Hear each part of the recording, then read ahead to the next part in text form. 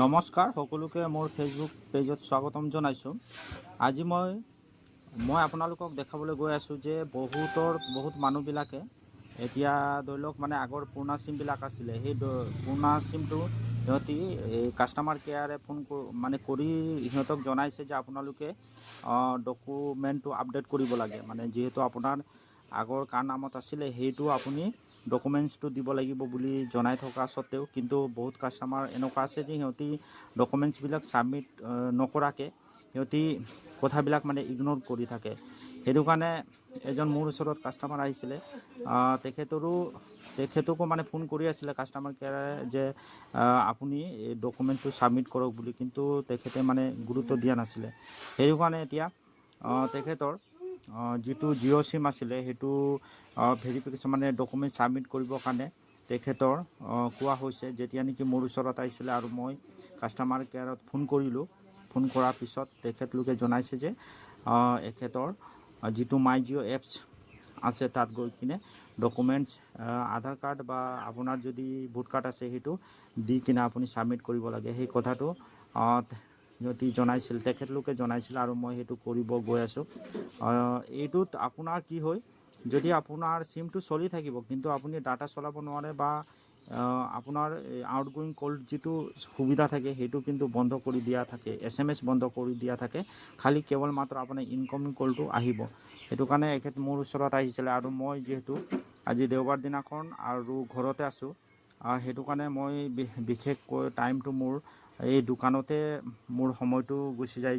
আনকি মোৰ যিহেতু মানে আন দিনাখন ষ্টেট বেংক, কিন্তু মোৰ এই দেওবাৰ দিনাখন বা তাৰ পিছবেলা বা আগবেলা দিনাখন মই দোকানতে ব্যস্ত থাকোঁ। আৰু যিহেতু মই বহুত আগৰ পৰাই চিমৰ যিবিলাক কানেকশ্যন আছে, চিমৰ নিউ কানেকশ্যন বা ছেম নাম্বাৰ এক্টিভেশ্যন কৰা সেইটো কাম বহুত আগৰ পৰাই কৰিছিলোঁ আৰু কিবা হ'লে মোৰ ওচৰতে আহে।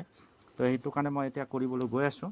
ইয়াত মই অলপ দেৰি আগত ভেৰিফিকেশ্যনটো কৰিছিলোঁ কিন্তু সেইটো হোৱা নাই, মানে কমপ্লিট নহ'ল, কাৰণ আধাৰ কাৰ্ড আছিলে বেলেগৰ আৰু ময়ো তেখেতক নুসুধিলোঁ যে আধাৰ কাৰ্ডটো আপুনি কাৰ নামত, মানে এইটো আধাৰ কাৰ্ডটো কাৰ হয়, ছেম মানে দেউতা আৰু ল'ৰাটোত মানে ছেম দেখাইছে শ্বেয়াৰটো। সেইটো কাৰণে মই নুসুধিলোঁ তেখেতৰো হয় বুলি, কিন্তু যেতিয়া নেকি অথেণ্টিকেশ্যন ফেজটো দিব লাগে তেতিয়া সেইটো কমপ্লিট নহয়।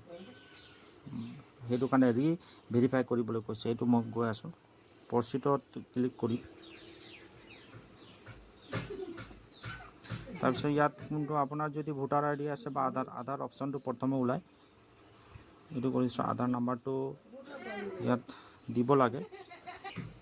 এইটো মই যেতিয়া আধাৰ নাম্বাৰটো দিব লাগে সেইটো নাম্বাৰ দিয়াৰ পিছত OTP আহিব আৰু OTP দিয়াৰ পিছত আপোনাৰ অ'পেন কেমেৰা মানে ফ্ৰণ্ট ছাইডত আপুনি কেমেৰাটো তেখেতৰ চেলফি ল'ব লাগিব।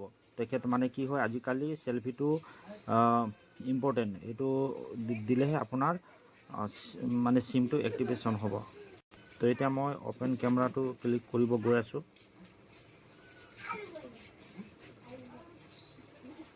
এতিয়া ইয়াতে দিব লাগিব ফেজটো তেখেতৰ।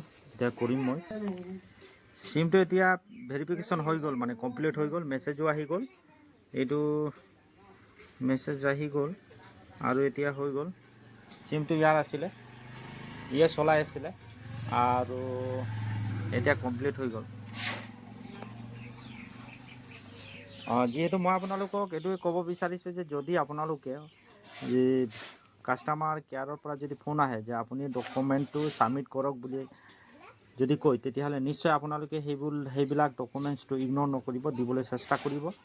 গৈ কিনে আপোনালোকে দিব লাগে ডকুমেণ্টছ, নহ'লে আকৌ পিছত গৈ আপুনিও আপোনাৰ চিমটো যিবিলাক আপোনাৰ সুবিধা আউটগ'য়িং কলটো যিটো সুবিধা আছে সেইটো বন্ধ হৈ যাব। ধন্যবাদ। মোৰ ভিডিঅ' চাই থাকিব। নমস্কাৰ।